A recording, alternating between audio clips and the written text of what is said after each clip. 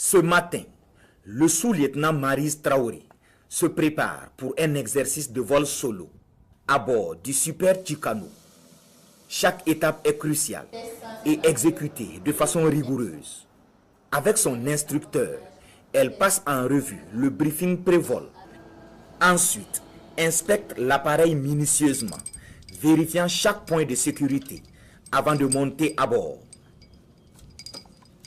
Du haut de son jeune âge, Maryse Traoré est la première femme pilote d'avion de chasse du Burkina Faso, un métier qu'elle n'a pas choisi par hasard.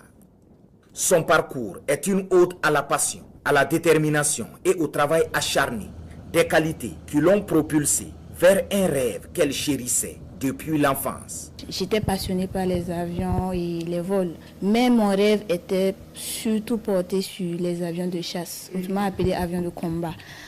Et pour deux principales raisons. La première était l'adrénaline que procure le pilotage d'avions de chasse et également le fait que, certes, il y a des femmes dans le domaine de l'aviation, mais pas celui du pilotage de chasse en fait. Donc j'ai voulu tester mes limites. Et pour tester ses limites, Maryse s'est donné toutes les chances. J'ai passé avec succès le concours du Prytanée militaire de Kadjougou en 2012, issu de la 6e promotion mixte.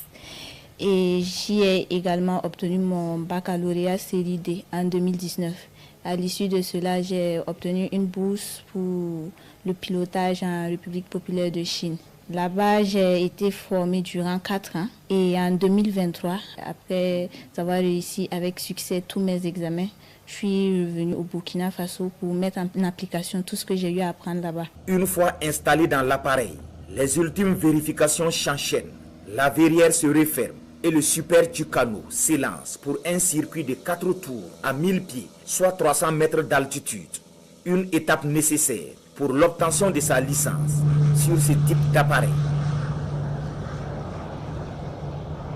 Après avoir bouclé son parcours aérien, Maryse pose l'avion. Son exercice est une réussite. Les félicitations de ses instructeurs sont amplement méritées. Direction maintenant, le débriefing. Un moment d'échange essentiel pour analyser le vol, pointer ce qui a fonctionné et identifier les axes d'amélioration. Nous avons fait ce matin la consécration de la phase pratique avec le vol solo. Durant la phase théorique, on a vu son engouement pour les cours.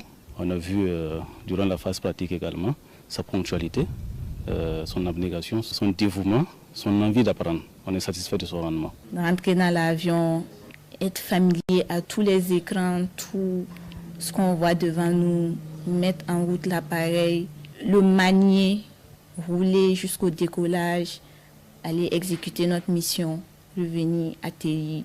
C'est toujours avec plein d'émotions, de satisfaction qu'on fait ces genres d'exercices-là. Je ne peux qu'être fière de moi parce que c'est un nouvel accomplissement qui s'ajoute.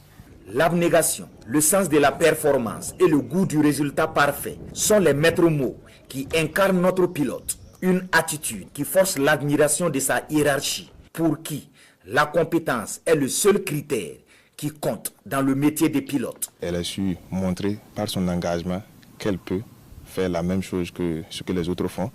Et par ses résultats également, voilà, elle a pu faire la différence. Et aussi, c'est une qui s'est toujours montée professionnelle. Être pilote de chasse dans le domaine militaire, c'est vraiment l'élite du pilotage. Être personnel féminin ou non, là n'est pas la question. Est-ce qu'elle peut faire ce qui est prévu pour la chasse? Dès qu'elle valide, elle est automatiquement considérée comme une des nôtres. On est très fiers parce que il y a des phases assez critiques. Et si le jeune pilote arrive à les dompter, nous on est très satisfaits. Maryse Traoré ne se contente pas de maîtriser le ciel en tant que pilote d'avion de chasse. Elle participe activement aux missions opérationnelles sur le terrain, contribuant à la reconquête du territoire national. Elle assume également diverses responsabilités au sein de la base aérienne 210 de Bobo Dioulasso. Notamment commandant de compagnie au niveau des moyens généraux. Et puis elle est chef des opérations au niveau de l'escadron. Donc, elle arrive à relever le défi avec brio. Elle a su montrer qu'elle n'a vraiment rien à envier au personnel masculin. Pour les jeunes filles qui nourrissent de grandes ambitions, Maryse Traoré est une figure inspirante, un symbole de confiance en soi, de détermination et de travail acharné. Des qualités indispensables, selon elle, pour transformer ses rêves en réalité. Si vous ressentez l'appel d'un quelconque autre métier qui vous passionne, n'hésitez pas à le poursuivre.